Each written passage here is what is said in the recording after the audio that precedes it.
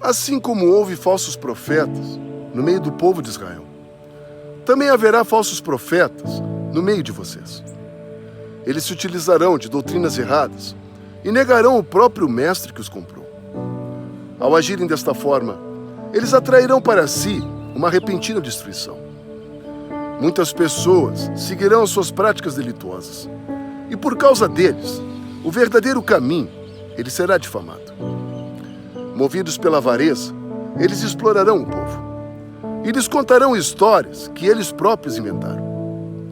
O julgamento contra esta gente já está determinado, e eles não escaparão do juízo. Não se apercebem que Deus sequer poupou os anjos que pecaram, os lançando em abismos e ali permanecendo até o dia do julgamento. Deus sequer poupou o mundo antigo, fazendo vir o dilúvio sobre aquele mundo de pessoas más. Deus poupou somente a Noé, homem fiel que anunciava sua justiça, e mais 7 pessoas. Deus também destruiu as cidades de Sodoma e Gomorra, as reduzindo a pó. Fez com que estas cidades servissem de exemplo daquilo que irá acontecer às pessoas más. Mas ao mesmo tempo, Deus teve piedade de Ló, homem bom, decente, que sempre sofreu em razão da vida perversa daquela gente. Felizmente, o Senhor sabe livrar das dificuldades dos seus. Porém, aqueles que praticam a iniquidade, estes serão castigados quando o dia do juízo. O castigo virá sobre eles, destruindo suas paixões imundas e seu desprezo pela autoridade de Deus. Estas pessoas são atrevidas, arrogantes e fazem coisas que sequer os anjos caídos têm coragem de fazer. Estas pessoas são como animais irracionais e agem apenas pelo próprio instinto. Elas falam mal de coisas que não entendem. E exatamente como os animais são destruídos, elas também o serão. E sofrerão o dano como salário, exatamente como o dano que causaram. Após a vinheta, eu quero falar mais a respeito do exemplo que nós, como igreja, estamos passando ao mundo aí fora.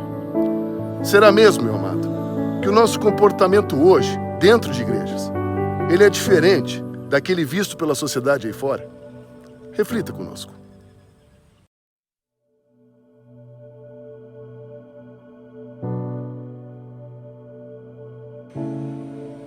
Irmãos, deixe eu lhes fazer algumas perguntas. Que tipo de exemplo, que tipo de postura nós, como igreja, estamos passando para a sociedade sem Deus? Que tipo de comportamento ou qual a imagem que as pessoas aí de fora têm tido com relação a nós como cristãos? Uma coisa é certa, queridos. A palavra convence, mas o exemplo arrasta. A missão que Deus nos concede, como portadores da Boa Nova de Jesus, seria proclamar com todas as nossas forças o reino de Deus sobre este mundo. O que nos compete fazer como servos de Jesus Cristo seria não apenas levar a palavra de Deus, mas principalmente termos o cuidado pessoal de darmos o exemplo como nova criatura que somos. Envolver-se com Deus e pretender ter compromisso com Ele significa muito mais do que um simples envio missionário. Significa ter identidade, compromisso, zelo e responsabilidade, no sentido de cuidar do próprio exemplo, para não se desviar do caminho ou ser pedra de tropeço para outros. Com todo respeito, amados, mas o que o mundo mais precisa para se convencer de que Jesus Cristo é o único caminho seria enxergar mais na nossa igreja a verdadeira identidade com o Altíssimo. Deixa eu te perguntar uma outra coisa. Aonde nos levam essas discussões infindáveis e em público entre pastores e padres renomados? Que tipo de benefício ou proveito nós entregamos ao reino de Deus com estas discussões infindáveis em redes sociais? O que o mundo ou as pessoas sem Deus aí fora têm pensado a respeito das nossas diferenças e divisões internas? É claro, meu amado, que todos nós sabemos que existem sim muitas coisas erradas dentro das nossas igrejas.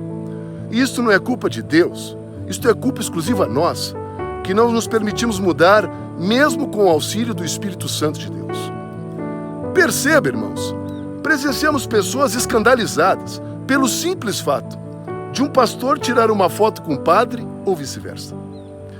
Eu fico a imaginar, amados, o que diriam de Jesus Cristo nos dias de hoje, se o vissem conversando com sonegadores de impostos, aconselhando uma mulher adúltera ou ao lado de uma simples prostituta.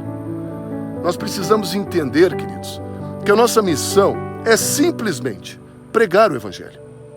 O que Deus quer que nós façamos é levar a verdade, a palavra dele, a todos que dela tanto necessitem. Deus espera que nós façamos a nossa parte, proclamando a verdade e deixando que o Espírito Santo de Deus faça a obra de conversão verdadeira junto aos nossos irmãos.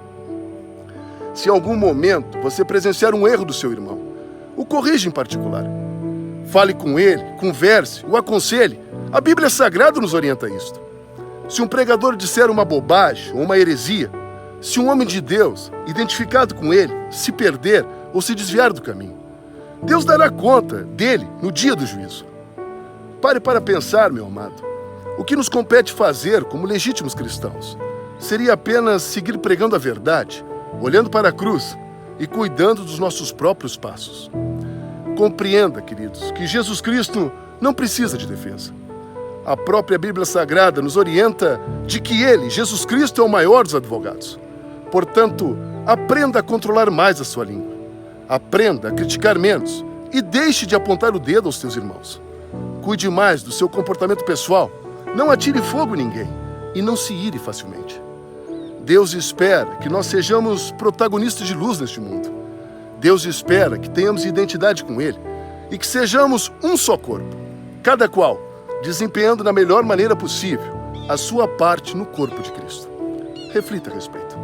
Um grande abraço, um abençoado final de semana e lembre-se, a porta da graça, por pura misericórdia do nosso amado Jesus, ainda está aberta. Deus os abençoe poderosamente.